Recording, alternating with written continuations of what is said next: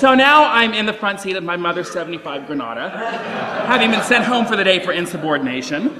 And my mother is livid at having been called away from her job at IBM, where she's becoming something of an expert in the hot new field of word processing.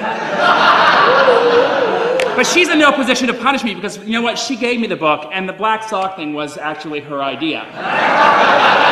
So she pulls the car into the driveway, and she grabs my arm as I'm getting out, and she says, "Just a minute. Since you're so good at remembering people's names and all the terrible things they do, I have a little job for you this afternoon. You do it, and I won't tell your father what happened." Well, you have to understand, I come from a strange family. When my parents met, my father was a missionary from Utah, and my mother was a cocktail waitress from Las Vegas. I like to tell people I was the only hard-drinking Mormon in kindergarten who could shoot craps. So I said, "Okay, what is it?" She said, "I want you to watch The Young and the Restless for me and tell me what happens. It comes on at 2 at Channel 5. Now you do it and this will be our little secret." So I did it, and wow, what an eye-opener. Later that night, my mother came into my room and she said, "Well, what happened?" I said, "Lauren was buried alive on the eve of her wedding to Paul."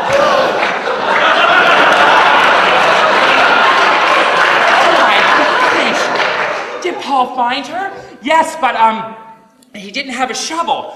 So he went to look for one, and he ran into Coco, who had a shovel, but told him that she was in love with him too and was planning on stopping the wedding anyway, so maybe he wanted to just leave her there. Well, what did Paul say? Well, nothing. I mean, he opened his mouth to speak, and then closed it, and then opened it, and closed it, and then the screen went to black, and that was it. Now, if you ever watch soap operas, you know that this is true.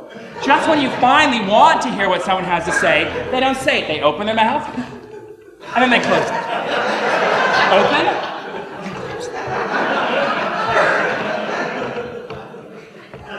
and then the screen goes black. So my mother says, "Oh gosh, well, okay, you're gonna have to stay home tomorrow. Look, there's only a week left of school. What can you miss?"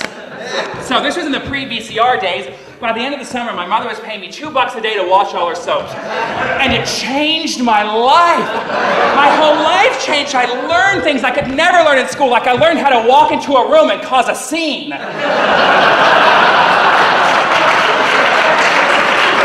Case in point, the very first day of 6th grade, we go out to play dodgeball. And as happened every single day of my elementary school, Walter Center, the class bully, decides he's going to beam me on the back of the head with a dodgeball the first chance he gets.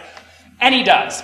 But this time, instead of slinking off to the sidelines like a loser while everyone laughs like I usually did, I stayed my ground and I raised my hands in the sky and I said, "Why, God!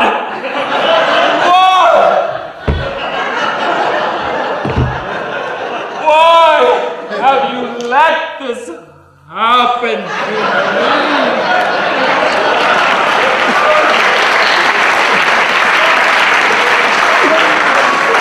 They never hit me out first again. Okay, big finish. One day, Marianne and I are left alone in the classroom together. It's the first time that we've been alone since the big book report day.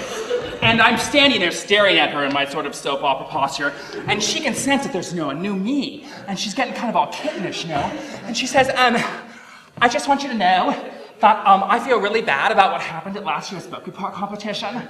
The trophy looks really nice in my room." Well, instead of getting into it with her, I approached her slowly. And I got right in front of her, and then I kissed her. And when I let go, I didn't know if she was going to slap me, or she was going to yell, or she was going to hit me with a backpack, or what.